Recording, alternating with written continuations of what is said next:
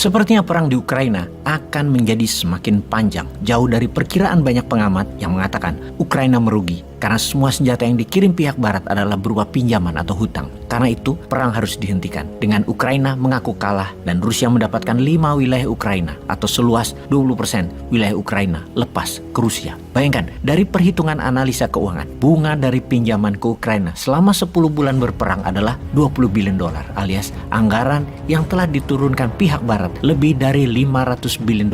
Maka pasti Ukraina akan menyerah. Hal ini jika pemimpinnya, Sang Zelensky, pintar melihat dunia dan sadar bahwa dirinya hanya boneka barat. Rusia di sisi lain telah mengeluarkan anggaran yang sama, namun bukan dari pinjaman melainkan dari hasil penjualan gas, minyak bumi, dan grain atau biji-bijian. Strategi barat memberikan hutangan adalah debt trap yang nantinya akan membuat Ukraina menjadi failed state atau negara gagal. Dan ini semua adalah by design. Kita ingatkan, perang tidak akan terjadi kalau tidak ada yang untung. Anggaran Amerika yang dicetak modalnya pakai printing money, underlay-nya proyeknya adalah senjata untuk Ukraina, dibayar kepada defense kontraktor yang menghidupkan mesin industrial military complex. Di mana nanti ketika perang usai, para pengusaha itu akan menyedot harta Ukraina sampai mampus negara Ukraina yang akan menjadi negara miskin selamanya. Modal dagang itu harus kembali. Bayar biaya perang tersebut ke bohir, yaitu pihak barat dan Amerika. Herannya lagi, ada perintah dari Amerika bahwa Ukraina tidak boleh serang Rusia ke dalam wilayah Rusia, yang mana perintah itu minggu kemarin tidak ditaati oleh Ukraina. Yang mana hal ini sekali lagi membuktikan Zelensky pemimpin egois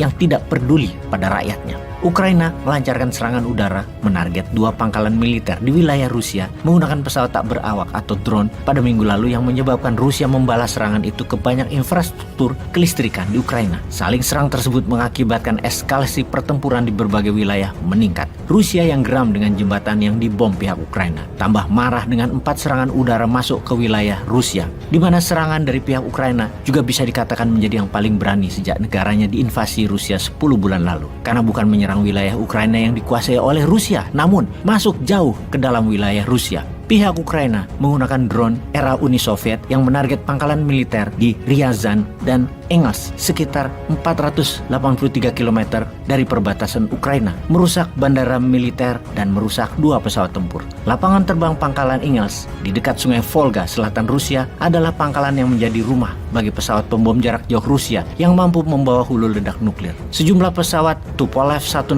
dan Tupolev 95 diparkir di pangkalan itu. Pangkalan Engels merupakan salah satu basis Rusia melancarkan serangan udara ke Ukraina selama invasi berlangsung. Drone Ukraina juga menyerang pangkalan militer Rusia di Diagileva di pusat kota Ryazan, sekitar 160 km dari ibu kota Moskow. 3 personel militer tewas dan 4 lainnya terluka akibat serangan di Diagileva. Tak lama dari serangan drone Ukraina, Rusia mengirim rentetan rudal ke kota-kota negara Ukraina hingga membuat pemadaman listrik di sejumlah wilayah di kala musim dingin berlangsung. Kota Odessa, wilayah yang saat ini diserang Rusia, selain banyak infrastruktur jalanan juga dibom oleh Rusia yang mengakibatkan kerusakan parah juga di ibu kota Kiev. Perang yang diatur-atur oleh pihak Amerika kepada Ukraina adalah hal aneh, namun ini semua rahasia umum kecuali si egois Zelensky yang tidak sadar. Karena bisa diartikan bahwa perang ini memang dipelihara oleh pihak NATO, khususnya Amerika, dipelihara agar lama, agar bisa jadi mesin uang bagi industri militer Amerika. Jadi ada alasan untuk kendali dolar Amerika. Kebetulan Zelensky-nya seorang narsistik grandios. Oh, ada hal penting yang harus kita pertimbangkan, yaitu kita melihat perang ini masih lama, itu pertama. Yang pasti akan menjadi mesin profit bagi Amerika.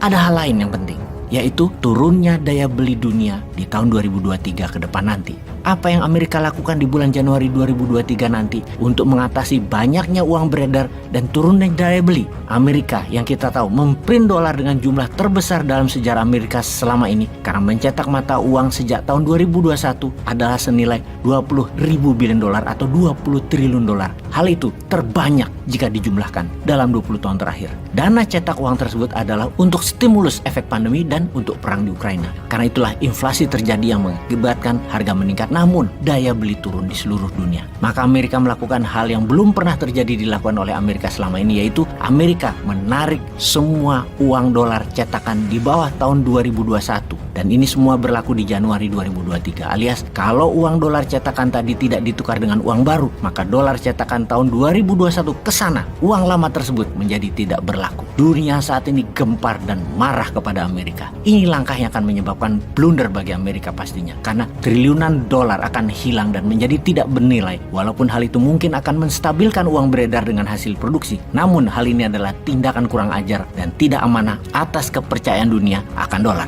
Maka sahabat, kesimpulan yang kita dapati adalah perang Ukraina masih harus panjang agar uang cetakan Amerika yang dicetak sejak tahun 2021 sejumlah lebih dari 20 triliun dolar punya underlying proyeknya, yaitu peralatan perang. Kedua, nilai dolar akan menjadi tidak menentu, bisa naik karena demand besar atau rush, dan mungkin akan membawa dolar terhadap rupiah ke arah 18.000 rupiah per dolar. Kemudian, ikatan kuat petro yuan sebagai pengganti dolar dalam mata uang transaksi pada dunia perminyakan akan buat demand terhadap dolar menurun. Devisa Indonesia bisa amburadul jadinya. Sudah dolar mahal, namun kebutuhan buat transaksi antar negara berkurang. Tahun 2023 bisa menjadi tahun kegelapan ekonomi bagaikan tahun kegelapan pandemi di tahun 2020 kemarin. Semua ini adalah man-made disaster, petaka ciptaan manusia sendiri. Bagi Indonesia, kalau kita punya visi kelas dunia dan pemimpin kelas dunia, inilah masa Indonesia menyalip di tikungan untuk menjadi pemain dunia. Bisa nggak maininnya?